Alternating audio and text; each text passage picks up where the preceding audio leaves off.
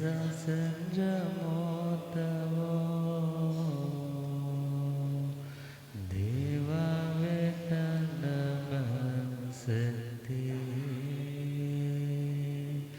जस धमे सया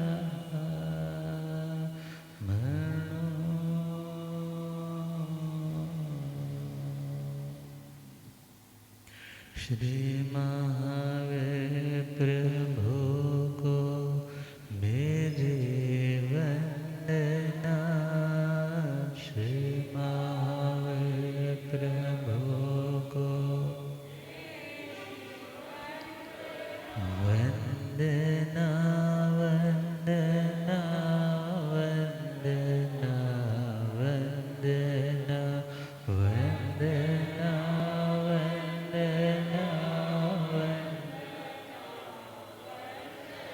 मुझको तारो प्रभु तारे जो चंदना। मुझको तारो प्रभु तारे जो वंदना वंदना वंदना वंदना वंदना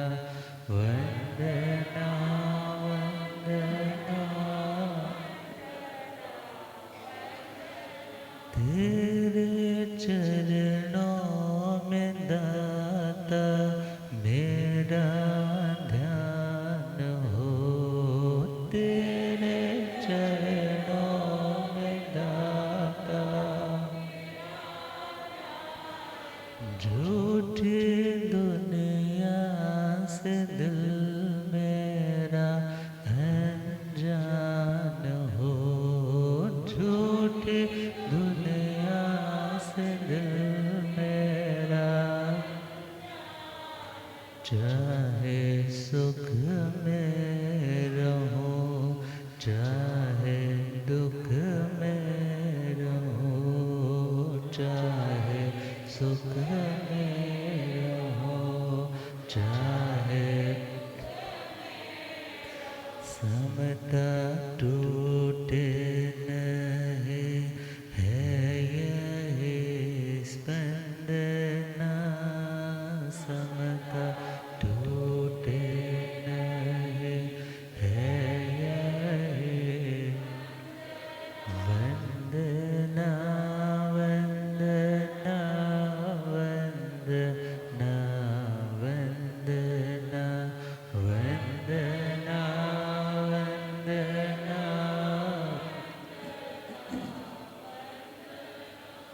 अनंता अनंत शांति के निकेतन शासनपति श्रमण भगवान महावीर स्वामी के पावन चरणारविंदों में हार्दिक भावभीना वंदन नमन। मेरे अंधेरे जीवन को रोशनी प्रदान करने वाले परमोपकारी आगम ज्ञान के भंडार आगम ज्ञाता आगम पुरुष जिन शास्त्ररतन हिमाचल केसरी उपाध्याय भगवंत श्रद्धेय गुरुदेव श्री जितेंद्र मुनि जी महाराज साहब के पावन चरण कमलों में हार्दिक भावभीना वंदन नमन। आदरणीय सेवा भावी श्री प्रशमित मुनि जी, धर्म सभा में उपस्थित धर्मानुरागियों, सुशीलवती माताओं एवं बहनों, असीम पुण्योदय से भाग्योदय से आप सबको संतों का समागम और वीतरागवाणी श्रवण करने का सुअवसर प्राप्त हो रहा है। श्रवण कर रहे हैं श्रीमद् उत्तराधैंधी सूत्र के मंगल में प्रकाश में स्वाध्याय के स्वरूप के बारे में। आत्म अवलोकन करने के लिए, खुद को निहारने के लिए, आत्मा में परमात्मा को प्रकट करने के लिए स्वाध्याय करना परम आवश्यक है। स्वाध्याय से चंचल मन को एकाग्रता मिलती है और वह एकाग्रता कर्म बंधन को काटने में सहयोग देने वाली होती है। विकथा व्यर्थ की बातों से समय बच जाता है। व्यर्थ की बातों से जो कर्म का आश्रम होना था, कर्म का बंधन होना था, वो दोनों चीजें ही रुक जाती है। और धर्म ध्यान में ऊपर उठने के लिए, धर्म ध्यान से शुक्ल ध्यान का प्रवेश द्वार छूने के लिए आत्मा को स्वाध्याय की तो बहुत ज़्यादा आवश्यकता है। बिकॉज शुक्ल ध्यान भी बिना श्रुत ज्ञान के नहीं हो सकता, और श्रुत ज्ञान स्वाध्याय से ही अर्जित होगा, क्योंकि श्रुत पूर्वक ही धर्म ध्यान और धर्म ध्यान पूर्वक ही शुक्ल ध्यान आता है।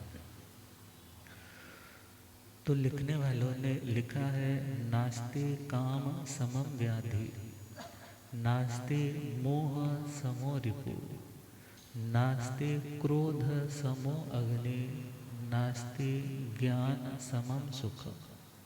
4 बातें बताई। पहला पॉइंट बताया, दुनिया में बीमारियां तो बहुत है, हाँ, बहुत सारी डिजीज़ हैं आजकल, कई सारे डॉक्टर्स हैं, मगर सबसे ज़्यादा खतरनाक व्याधि है कामना की। रावण को लगी थी काम की बीमारी, पद्मनाभ को भी लगी थी काम की बीमारी, द्रौपदी का अपहरण करवाया। सेकंड पॉइंट कहा कि मोह के समान कोई हमारा शत्रु नहीं।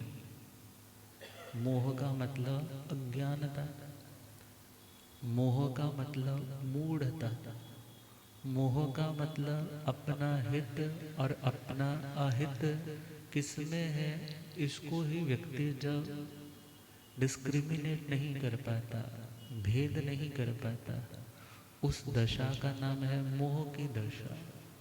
तो हमारा शत्रु कौन है? हमारा ही मोहनीय कर्म। तीसरी बात कही है कि दुनिया में अग्नि जो जलाने का काम करती है, मगर क्रोध के समान दुनिया में कोई अग्नि नहीं। क्रोध के समान दुनिया में कोई अग्नि नहीं, जो भीतर भी जलाती है और जो उसके संसर्ग में आए उसे भी डिस्टर्ब कर देती है। और चौथा पॉइंट कहा, नास्ति ज्ञान समम सुखम। ज्ञान के समान, समझदारी के समान, नॉलेज के समान दुनिया में कोई सुख नहीं। अर्थात यदि सुखी बनना है तो ज्ञानी बनना पड़ेगा, स्वाध्याय करना पड़ेगा, वाचना, पृच्छना, परिवर्तना, अनुप्रेक्षा, धर्म कथा, इन 5 अंग पूर्वक स्वाध्याय को आत्मसात जिंदगी में अपनाना पड़ेगा। तो हमारा स्वाध्याय के 5 अंगों में से पहला अंग, पहला पॉइंट है वाचना। वाचना का मतलब वाचयति इति वाचना, जिसमें हम गुरुमुख से सूत्र और अर्थ, शब्द का और शब्दार्थ का उच्चारण सीखते हैं। क्या सीखते हैं? उच्चारण सीखते हैं। उच्चारण के साथ साथ उसका मीनिंग भी सीखते हैं, उसका भाव अर्थ भी सीखते हैं, क्योंकि वाचना से ही आगे बढ़ते बढ़ते आत्मा उस ज्ञान के आधार से अपनी आत्मा में गहरा उतर पाएगा। ज्ञान के आधार से ही अपनी आत्मा में आने वाले कर्मों के द्वारों को बंद कर पाएगा। और यदि ज्ञान, नॉलेज ही नहीं है तो अज्ञान पने में कितने दोष लगते जाते हैं। शास्त्रों में आता है, जंग अन्नाणी कम्मं खवई बहुयाई वास कोड़ी तंग नाणी तीहे खुत्तो खवई उसास मित्य। एक अज्ञानी व्यक्ति जितने कर्मों को करोड़ों जन्मों में खत्म कर पाता है, कितने करोड़ों वर्षों में वास कोड़ी ही, करोड़ों वर्षों में जिन कर्मों को क्षय कर पाता है, अपने कर्जे को उतार पाता है, कर्मों की गांठों को खोल पाता है, कौन सा अज्ञानी व्यक्ति जिन कर्मों को करोड़ों वर्षों में खोल पाता है, उन्हीं कर्मों को एक ज्ञानवान आत्मा तंग नाणी तीन खुत्तो अर्थात तीन गुप्तियों से जो युक्त है, मन वचन और काया की गुप्ति से जो युक्त है, तीन गुत्तो अर्थात तीनों गुप्तियों से जो युक्त ऐसा ज्ञानवान आत्मा इतने सारे कर्मों को आंसर दिया है, खवई उच्छ्वास मित्तेण, मात्र उच्छ्वास, उच्छ्वास मतलब एक श्वास एक उच्छ्वास, श्वास लेना श्वास छोड़ना, उसमें में एक वाली टर्म सिर्फ श्वास छोड़ा, उतने में ही बोले वो इतने सारे कर्मों की निर्जरा कर लेता है। ज्ञान का कितना महत्व, कोई क्वेश्चन कर सकता है ऐसे कैसे हो सकता है? तो भगवती जी सूत्र में उसका आंसर भी दिया है। एक व्यक्ति जो लकड़ी काटने के लिए जा रहा है, और लकड़ी भी कैसी है, जो कठोर है, टेढ़ी मेढ़ी है, मगर गीली सी है। और इधर जिस व्यक्ति ने लकड़ी काटनी है वो व्यक्ति बहुत बूढ़ा है, बहुत वृद्ध है, और जो उसके हाथ में लकड़ी काटने की कुल्हाड़ी है उसकी धार भी क्या हो चुकी है, धार भी अब तेज नहीं है। अब ऐसा व्यक्ति जब उस वृक्ष को काटता है, उन लकड़ियों को काटता है, श्वास भी चढ़ रहा है, जोर भी लग रहा है, फिर भी ज़्यादा कितना टाइम लगा करके फिर जाकर के कहीं वो उतनी सी लकड़ी को काट पाता है। और एक नौजवान व्यक्ति जिसके हाथ में कुल्हाड़ी भी कैसी है, तीखी धार वाली, और जिसकी भुजाओं के अंदर भी शक्ति है, और लकड़ी भी कैसी है, अब सूखी है, टेढ़ी मेढ़ी नहीं है, सीधी है। अब वो उन लकड़ियों को काटता है तो एक बार में मारा और लकड़ी कट गई। अर्थात एक अज्ञानी आत्मा की दशा उस वृद्ध के समान, जिसके पास भावना का शस्त्र इतना तीखा नहीं है, जिसके पास ज्ञान के कारण शुभ उत्तम भावना नहीं, कर्म को क्षय करने के लिए वो उसके अंदर उत्साह नहीं, और उसके कर्म भी कैसे हैं, वो भी चिकने गाढ़े हैं। और एक ज्ञानी आत्मा जब कर्मों को बांध भी रहा हो तो कहा वो कर्म भी कैसे बांधेगा, हल्के कर्म बांधेगा। अब उनको काटना है तो काटने टाइम भी उसका उत्साह भी ज़्यादा है, भावना भी उत्तम है, और उत्साह भी पूरा है, और उस पराक्रम से उसके कर्म जल्दी कट जाते हैं। तो परमात्मा स्वाध्याय की इम्पोर्टेंस को बता रहे हैं कि ज्ञान बहुत ज़रूरी। एक अज्ञानी व्यक्ति तो जानता ही नहीं है ना ये करना है या नहीं करना है, उसके लिए तो सब कुछ ठीक है। एक ज्ञानी व्यक्ति जिसे पता है ये करना है ये नहीं करना है, और जो नहीं करना कभी मजबूरी में गलती से अटेम्प्ट हो जाता है तो उसको शीघ्र अतिशीघ्र क्या करने की कोशिश करता है कि वो कर्म में जल्दी जल्दी काट लूँ, तपस्या के माध्यम से, आलोचना के माध्यम से, निंदना गणना प्रायश्चित के माध्यम से। अर्थात जब किया भी था तो भी ज़्यादा के इंटरेस्ट लिया ही नहीं था, तो उसके कर्म भी गाढ़े नहीं बंधे, और शुभ उत्तम भावना से वो कर्मों को भी जल्दी काट पाता। तो प्रश्न आया परमात्मा के श्री चरणों में वायनायण बंदे जीवे किम जने। हे प्रभु, वाचना ग्रहण करने से या वाचना देने से आत्मा को क्या लाभ प्राप्त होता है? यदि सामने वाला विनय पूर्वक हम्बलनेस के साथ बैठ कर के सुन रहा है, उसको क्या लाभ मिलेगा? तो परमात्मा कहते हैं वाय नायण निर्जरम जणिय। वाचना से निर्जरा पैदा होती है। कौन पैदा होती है? निर्जरा का जन्म होता है। मीन्स आत्मा कर्मों को क्षय कर पाए ऐसी योग्यता का विकास होता है। अर्थात यदि वाचना ले रहे हैं तो 8 कर्मों में से 8 कर्म तो एवरी टाइम कट रहे हैं और 7 कर्म एवरी टाइम बंद रहे हैं। 8वां आयुष्य कर्म तो जिंदगी में वंस इन अ वाइल, जिंदगी में एक बार बंधता है, मगर बाकी 7 कर्म तो एवरी टाइम बंद रहे हैं। और 8 कर्मों की निर्जरा भी, 8 कर्मों की निर्जरा भी वो भी एवरी टाइम हो रही है, मगर कोई कम काटता है, ज्यादा बांधता है, और कोई ज्यादा कर्म काट रहा है और कम कर्म का बोझ उठाता है या कर्म का बोझ आने ही नहीं दे रहा है। मगर जब तक वीतरागता नहीं आती, जब तक 12वां गुण स्थान नहीं आता, तब तक 8 कर्म है और 11 12 13 14वें में भी जाते जाते वो फाइनली सारे कर्म जो 4 अघाती कर्म थे उन्हें भी क्षय करता है। तो वाचना से विशेष रूप से ज्ञानावरणीय कर्म की निर्जरा होती है। कौन से कर्म की?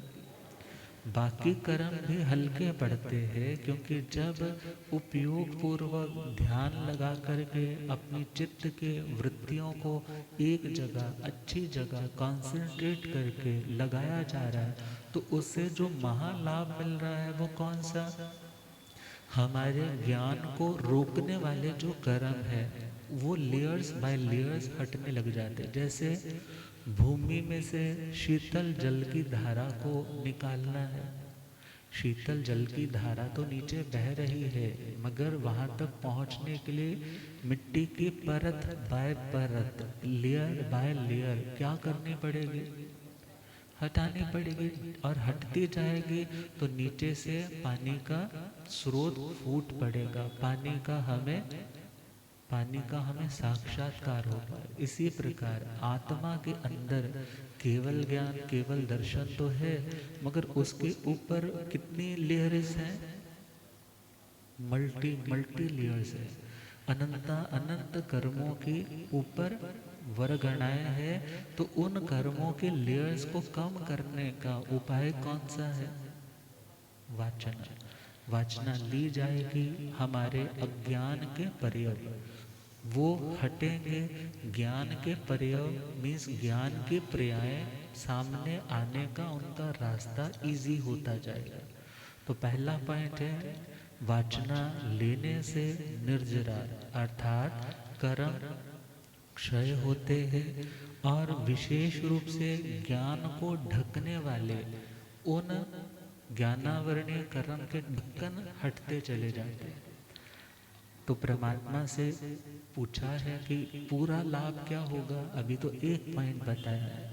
तो सेकंड पॉइंट कहा है सूयस य अणु सज्जनाय अणा सायणाय वट्टये सूयस अणा सायणाय वट्टमाणे तिथ धम्म अवलंबय। श्रुत, श्रुत का मतलब जो सुना हुआ है उसे क्या बोलते हैं? श्रुत। अर्थात जब वाचना ली जा रही है तो इट मीन्स आप सुन रहे हैं तो आपको श्रुत ज्ञान का लाभ हो रहा है। किसका लाभ हो रहा है? श्रुत ज्ञान का लाभ हो रहा है। और परमात्मा कहते हैं श्रुत की अनाशातना से वो व्यक्ति बच जाता है। किससे बच जाता है? इट मीन्स अशातना का मतलब तिरस्कार, अवज्ञा, डिसरिस्पेक्ट करना किसी चीज की। अब जब आप घर से आकर के सुन रहे हैं या आप किसी गुरुजन के पास बैठ कर के कुछ पढ़ रहे हैं, सीख रहे हैं, तो इससे आप किसकी रिस्पेक्ट कर रहे हैं? श्रुत ज्ञान की। किसकी रिस्पेक्ट कर रहे हैं? आप आकर के सुन रहे हैं तो आप परमात्मा के ही ज्ञान का क्या कर रहे हैं? आदर कर रहे हैं। और यदि बहाने लगा रहे हैं, टाइम नहीं है, टाइम निकलता नहीं है, और दुनिया के लिए ढेर टाइम है, गोवा जाना है, हाँ, इधर कश्मीर साइड जाना है, मनाली जाना है, भले बारिश भी पड़ रही है, हाई रिस्क लेकर के तब भी चले जाएंगे, मगर प्रवचन में आना है तो, प्रवचन में आना है तो टाइम नहीं आने वाला इनडायरेक्टली भगवान की वाणी का निरादर कर रहा है। क्या कर रहा है? मौका मिला है फिर भी भगवान के उन बोलों को सुनने के लिए नहीं जा रहा है। अब जो सुन रहा है बैठ करके, इट मीन्स वो परमात्मा के वचनों का क्या कर रहा है? आदर। घर में भी यदि कोई बंदा बोल रहा है, बड़ा व्यक्ति, और तुम सुनो ना, उधर से गुजर जाओ, तो उसे क्या माना जाता है कि इसने मेरी क्या की है? इंसल्ट कर दी ना, डिसरिस्पेक्ट कर दी। भगवान हर्ट फील नहीं करते, बिकॉज भगवान वीत रबी है। मगर जब समझाना है तो समझाना तो दुनिया के लेवल से पड़ेगा। यदि हम भगवान के शब्दों को, भगवान की बातों को नहीं सुन रहे, नहीं पढ़ रहे, इट मीन्स हम उनका क्या कर रहे हैं? डिसरिस्पेक्ट कर रहे हैं, सिंपल। और यदि सुन रहे हैं, टाइम निकाल रहे हैं, तो इट मीन्स हम श्रुत ज्ञान का आदर कर रहे हैं। क्या कर रहे हैं? क्योंकि स्थानकवासी परंपरा में तो ऐसा तो है नहीं कि उस आगम को उठाकर उसकी पूजा करनी है, अर्चना करनी है, ऐसा तो कोई वर्णन आता नहीं है। मगर हाँ, उन उपकरणों की आशातना भी ना हो, जो ज्ञान के साधन है उनका भी निरादर ना हो, और उनके अंदर जो भाव श्रुत है, क्योंकि द्रव्य श्रुत तो लिखा गया है, मगर जब उसके अर्थ तक, तह तक पहुंचा जाएगा, उसे जानना समझा जाएगा, और जो हमारे अंदर जागृति आएगी, उसका नाम होगा भाव श्रुत। उसका नाम क्या होगा? भाव श्रुत। अर्थात यदि हम श्रुत ज्ञान पढ़ रहे हैं, सुन रहे हैं, सीख रहे हैं, टाइम निकाल रहे हैं, तो आप भगवान के उस ज्ञान की क्या कर रहे हैं? अनाशातना, मतलब अशातना से बच रहे हैं। किससे बच रहे हैं? बहुत से लोग कह देते हैं महाराज जी किताब ले जाएंगे मगर घर पे पड़ी रहेगी तो अशातना लगेगी। क्या लगेगी? अशातना लगेगी। धर्म की बातों के लिए तो इतना विवेक आ गया, घर में दुनिया भर का कितना कुछ इकट्ठा किया हुआ है, उसका तो ख्याल ही नहीं आता कि इसकी भी अशातना लगेगी। भाई मेरे यूज़ में नहीं आ रहा तो मैं किसी के यूज़ में भी अंतराय डाल रहा हूँ। जिसको नहीं मिल रहा, उसको नहीं मिल पा रहा, उसका कारण भी कौन बन रहा है? मेरा यह प्रमाद, मेरी ये आसक्ति। तो खैर घर में ग्रंथ होगा तो एटलीस्ट आप नहीं पढ़ रहे तो कोई दूसरा तो पढ़ सकता है। कोई स्वाध्याय प्रिय है, घर में आया है तो उसको पढ़ने का मौका मिल सकता है। मगर खैर यदि उसको निरादर की दृष्टि से रखा जा रहा है या उसकी अवज्ञा, अवहेलना की जा रही तो गलत है। मगर यदि किताब रखी है, आप रोज का एक पेज भी पढ़ रहे हो, तो आप क्या कर रहे हो? भगवान की जिन वाणी का आदर। क्या कर रहे हो? आदर कर रहे हो। और सपोज आजकल तो मोबाइल का ज़माना है ना, तो वहाँ पर आपके पास यदि किसी ने कोई मैसेज भेजा और आपने नहीं देखा, तो सामने वाला क्या सोचता है? इसने मेरी बात के ऊपर गौर ही नहीं किया। या आपने 10 उसको कॉल करी मगर उसने कोई आंसर तक नहीं किया, और मैसेज देखा भी नहीं, यदि देख लिया तो रिप्लाई नहीं किया, तो क्या मानते हैं इसने क्या की मेरी? अब जब भगवान ने तो इतना कुछ हमें दे दिया है मगर हम उसे फिर भी न पढ़े, न सुने, तो क्या कहेंगे? वो व्यक्ति क्या कर रहा है? निरादर। क्या कर रहा है? निरादर सिर्फ किसी के बारे में गलत बोलने से भी नहीं होता। हम बोले सिर्फ गलत बोलने से ही निरादर होता है, बल्कि हम जब सुनते ही नहीं है तो भी तो निरादर है ना। बोलो। तो यहाँ पर तो लाइन आ रही है, सुयस य अणुसज्जनाय, जो व्यक्ति श्रुत ज्ञान में अनुरक्त हो जाता है, उसमें संलग्न हो जाता है, खुद को जोड़ लेता है, सुनने के लिए टाइम, पढ़ने के लिए वक्त निकाल लेता है, वाचना ग्रहण करने के लिए समय अपना इन्वेस्ट करता है, तो उससे अनासायणाय वट्टये, वो आत्मा अनाशातना में विचरण करती है, मीन्स आशातना से बचती है, ज्ञान की अवज्ञा से बचती है। ज्ञान का आदर कब होगा? जब ज्ञान ज्ञानी महापुरुषों के पास जाकर ज्ञान की बातें सुनी जाएंगी, पढ़ी जाएंगी। किताब मिली है तो उसका एक पेज भी यदि भक्ति से पढ़ रहे हो तो आप भगवान का आदर कर रहे हो। क्या कर रहे हो? भगवान का आदर कर। और सेकंड पॉइंट है, सूयस अणा सायणाय वट्टमाणे तित्त धम्मं अवलंबई, जो व्यक्ति श्रुत ज्ञान का आदर करता है, आशातना से खुद को टालता है, अर्थात अपनी ओर से वक्त निकाल करके परमात्मा के वचनों को सुनने के लिए टाइम इन्वेस्ट कर रहा है, तो कहा है ऐसा आत्मा अनासायनाय, अनाशातना के द्वारा वट्टमाणे विचरण करता हुआ, अर्थात भगवान के उन शब्दों के प्रति आदर भाव प्रकट करता हुआ तीर्थ धर्म का अवलंबन करता है। तीर्थ धर्म अवलंबन का एक मतलब है किसी चीज को अनलेंथ करना, किसी चीज के प्रवाह को और बढ़ाए रखना, उसका नाम भी क्या है? अवलंबई। मीन्स किसी चीज को कोई व्यक्ति हाइट में लंबा है, या मान लो किसी के पास कोई चीज है, उसको खींच करके क्या किया जाता है? हाँ, अर्थात उसको खींच करके भी आप उसकी लेंथ को बढ़ा सकते हैं। अब भगवान के उस श्रुत ज्ञान की जो ज्ञान मिला है, भले केवल ज्ञानी आत्मा के पास श्रुत ज्ञान नहीं होता, बल्कि कौन सा ज्ञान होता है?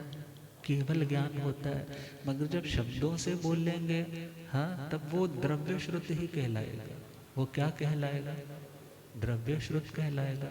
और जब हमने सुना है, सुन करके समझा है, तो वो द्रव्य श्रुत हमारा भाव श्रुत बन जाएगा। हमारा क्या बन जाएगा? भाव श्रुत बन जाएगा। तो कहा है ऐसी आत्मा जो परमात्मा के श्री वचनों को सुनती है, श्रद्धा भक्ति के साथ उसे टाइम दे रही है, उससे तीर्थ धर्म लंबे समय तक चल पाता है। पहला पॉइंट। सेकंड पॉइंट है, वो आत्मा तीर्थ धर्म का सहारा लेकर के अपना कल्याण कर पाता है। आलंबन का मतलब सहारा होता है, मगर यहाँ शब्द है अवलंबई, अर्थात किसी चीज में कोई ब्रेकेज ना आए, हाँ, उसकी धारा खिन्न ना हो, खंडित ना हो, छिन्न ना हो, वो बनी रहे, वो प्रवाह चलता रहे, तो उसमें उसका योगदान पड़ जाता है। क्या पड़ जाता है?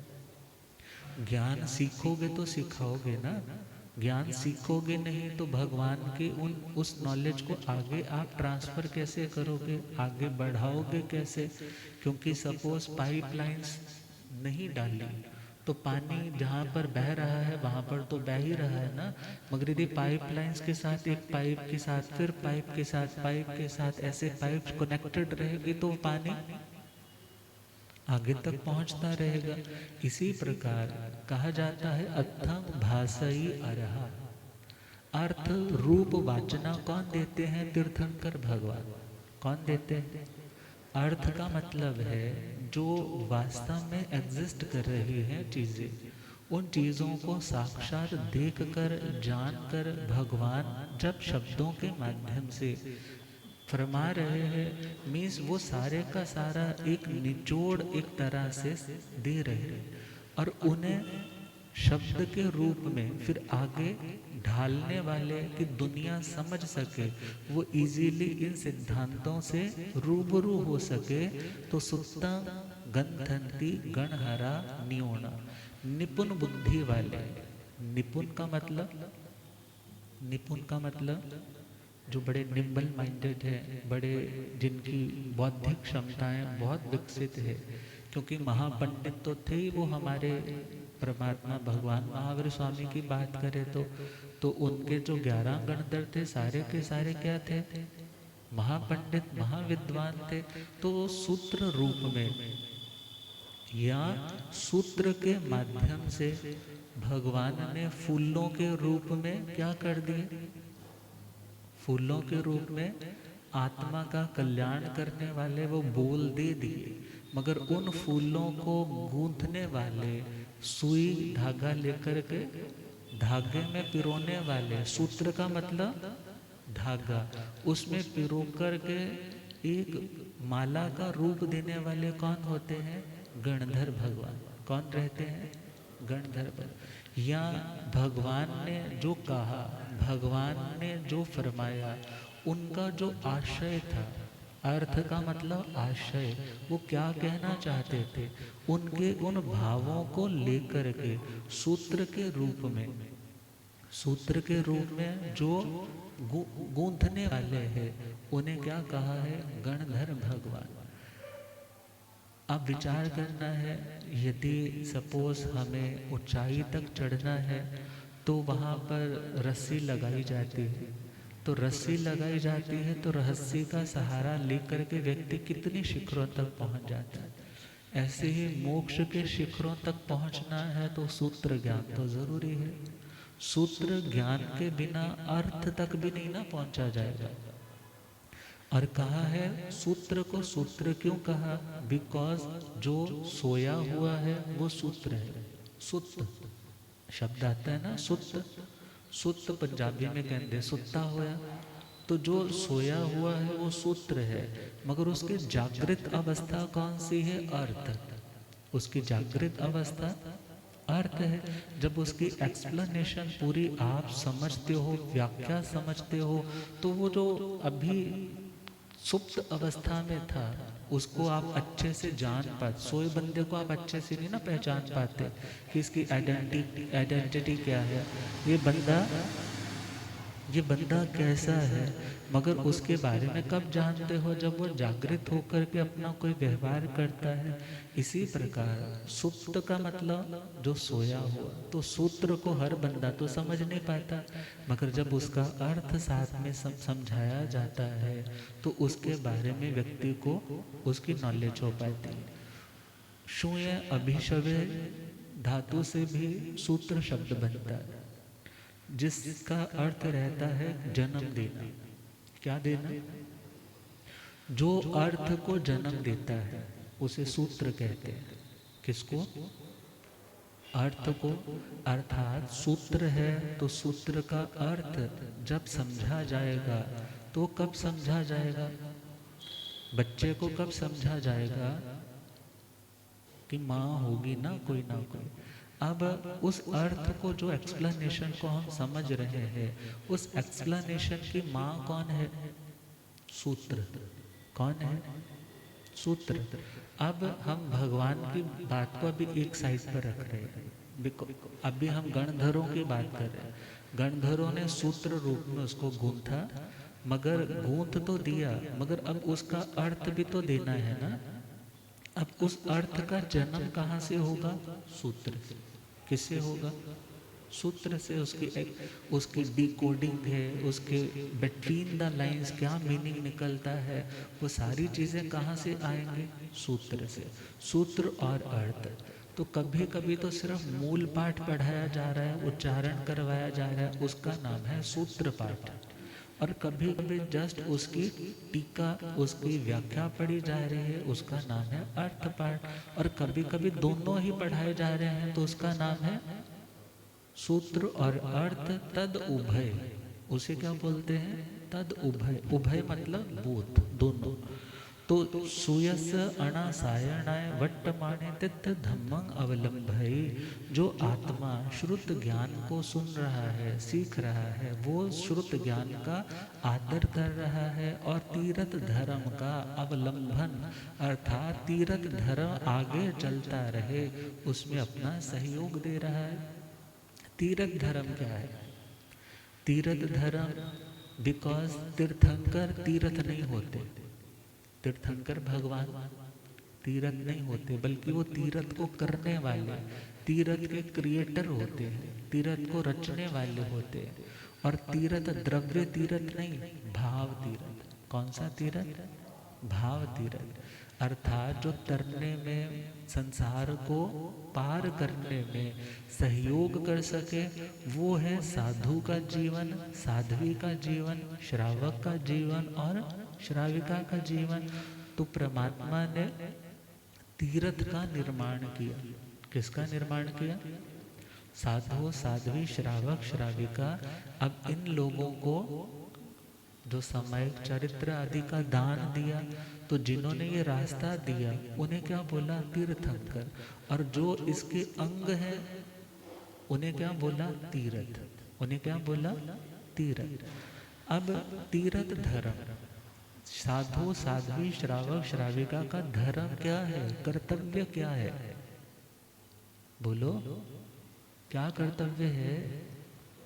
जो भगवान ने इतना कुछ दिया है उसको संभाल के रखना। पढ़ेंगे नहीं, सुनेंगे नहीं, विचारेंगे नहीं, तो वो ज्ञान क्या हो जाएगा? बीच में से एक पाइपलाइन भी टूट गई तो आगे डिलीवर कैसे हो पाएगा? अर्थात उस श्रुत ज्ञान को, उस ज्ञान को आगे बढ़ाने के लिए तीर्थ धर्म का वो व्यक्ति सहयोगी पात्र बनता है। कौन? जो श्रुत ज्ञान सीख रहा है। जो श्रुत ज्ञान, समझ आ रहा है ना? थोड़ा सा गहरा है आज का टॉपिक, मगर कंसंट्रेशन से समझोगे बहुत इजी है, ज़्यादा मुश्किल नहीं है। तो तीर्थ धर्म का पहला मीनिंग है साधु, साध्वी, श्रावक, श्राविका। इनका धर्म क्या है? शास्त्र ज्ञान का अभ्यास करना, पढ़ना और पढ़ाना, सीखना और सिखाना, और कषायों से ऊपर उठते हुए आत्मा को परमात्मा भाव तक पहुंचाने में सहयोगी बनना। सेकेंड पॉइंट, तीर्थ का मतलब एक और आता है गणधर। तीर्थ किन्हें बोलते हैं? गणधर। गणधरों को भी तीर्थ कहते हैं। गणधरों को भी क्या कहते हैं? तीर्थ कहते हैं। और तीर्थ धर्म मतलब गणधरों का धर्म। गणधरों का धर्म क्या है? भगवान ने जो दिया है उसको, 11 गणधर थे, उनकी 9 वाचनाएं चलती थी। कितनी वाचनाएं? उनकी 9 तरह के लेक्चर्स चलते थे, और सभी अपने आप में बताने की कला में अलग अलग थे, सेम नहीं थे। भाव भले सेम थे, मगर उन भावों को प्रकट करने के, उनको प्रेजेंट करने के जो तरीके थे, वो हर किसी की अपनी वोकैबुलरी थी, हर किसी का अपना इंटेलेक्चुअल था, हर किसी का अपना सूक्ष्म था। तो तीर्थ धर्म अर्थात गणधरों का जो धर्म है वो त्रिपदी, उपन्नय व विगमय व धुवय व उत्पाद, व्यय, द्रव्य, इन 3 चीजों को जब परमात्मा के श्री मुख से विस्तार के साथ सुनते हैं और उनको अच्छी तरह से हर द्रव्य के गुण, पर्याय, उत्पत्ति, विनाश, ध्रुवता उसको समझ जाते हैं। जैसे गोल्ड है तो गोल्ड एक द्रव्य है, और गोल्ड को सपोज आज कड़ा है, कड़े से आपने उसको ब्रेसलेट फॉर्म में बनाना है, तो पुराने वाली पर्याय अवस्था क्या हो जाएगी? नष्ट हो जाएगी, और नई अवस्था का, नई डिजाइन का जन्म हो जाएगा। उत्पाद का मतलब है नई चीज का जनरेट होना, और पुरानी चीज का खत्म होना, उसका नाम है व्यय। उसका नाम क्या है? और इन सारे प्रोसेस में एक चीज है जो कॉन्स्टेंटली अभी भी एग्जिस्ट कर रही है, अभी भी बनी हुई है, उसका नाम है ध्रुव। उसका नाम क्या है? सोना कड़े में भी था, सोना बोलो ब्रेसलेट में भी है, अर्थात जो अभी तक चल रहा है वो कौन है? वो सोना है। आत्मा नरक में जब था तो भी था, आज यदि मनुष्य गति में आया है तो भी है। ये जो ध्रुवता है इसका नाम है द्रव्य। नई फॉर्म का जनरेट होना, इसका नाम उत्पाद है।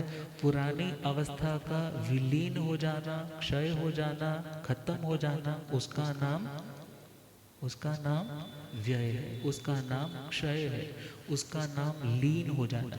तो खैर, तीर्थ धर्म, उन गणधरों ने जब भगवान से उन चीज़ों को सुना तो उनका पूरब का ज्ञान जागृत होता है, और पूरब के जब पर्दे हटते हैं मानो चाबी लगी और लॉक खुला, और अंदर कितना सारा भंडार था।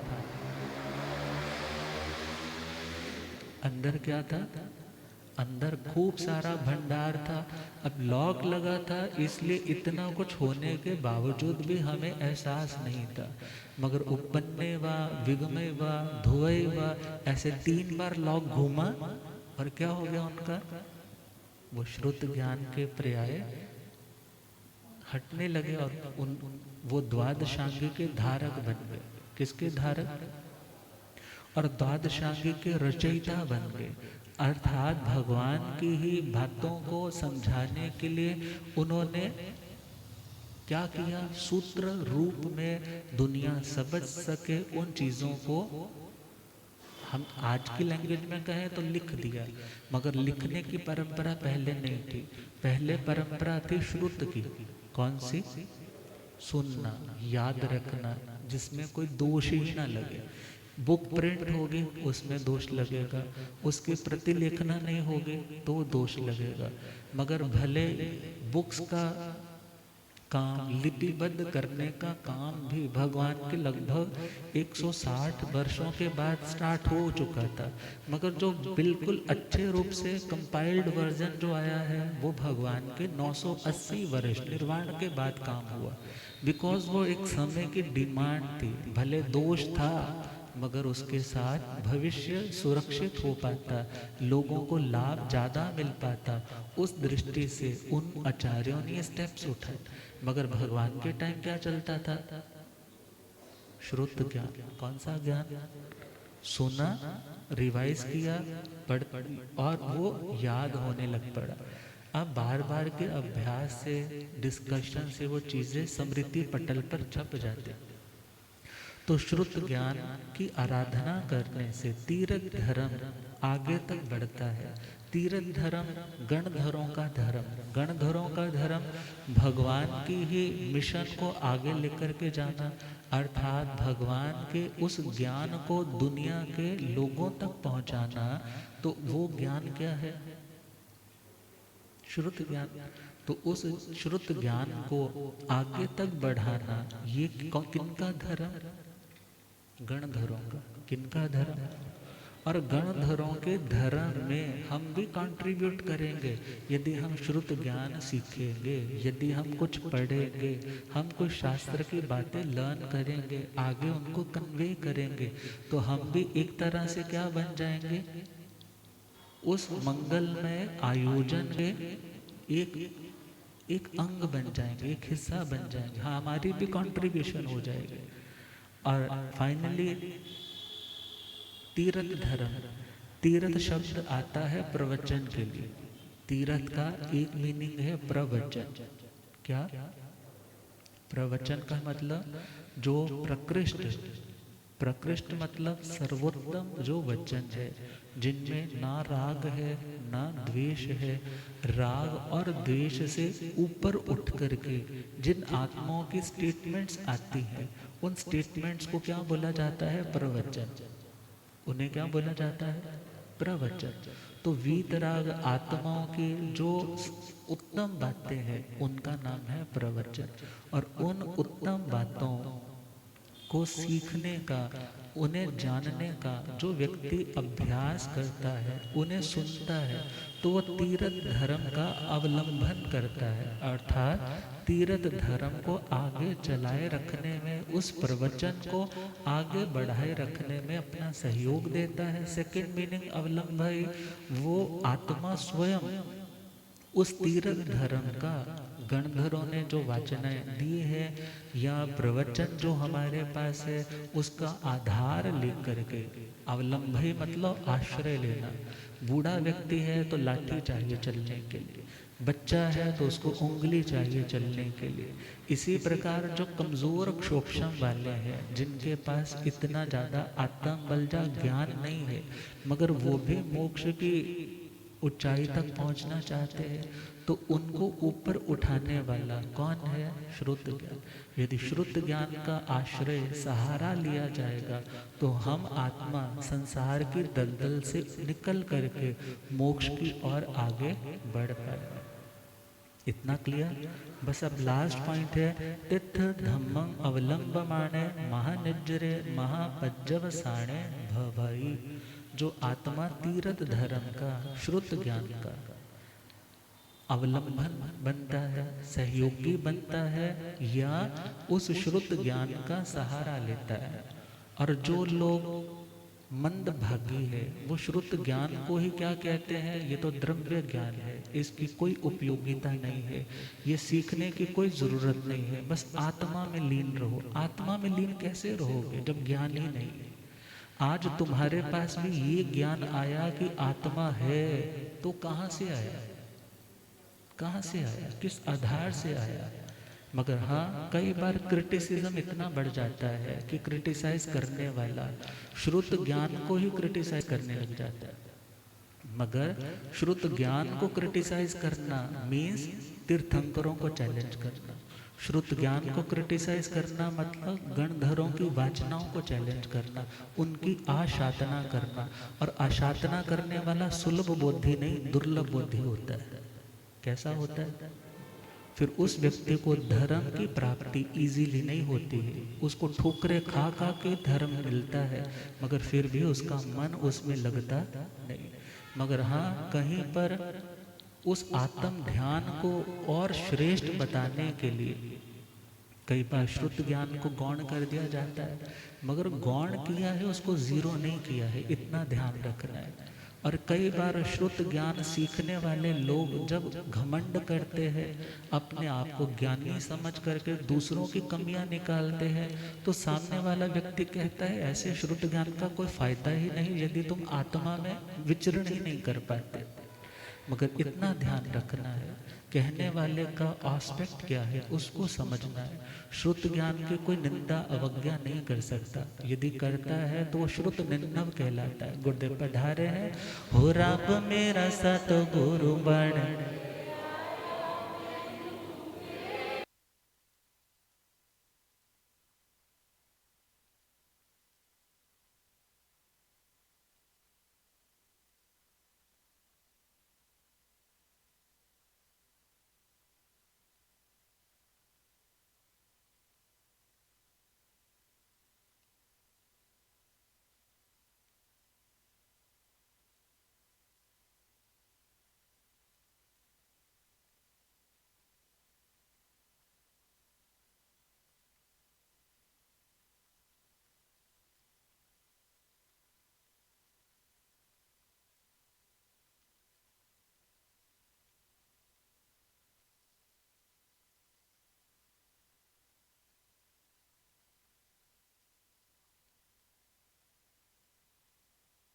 संसार मैनो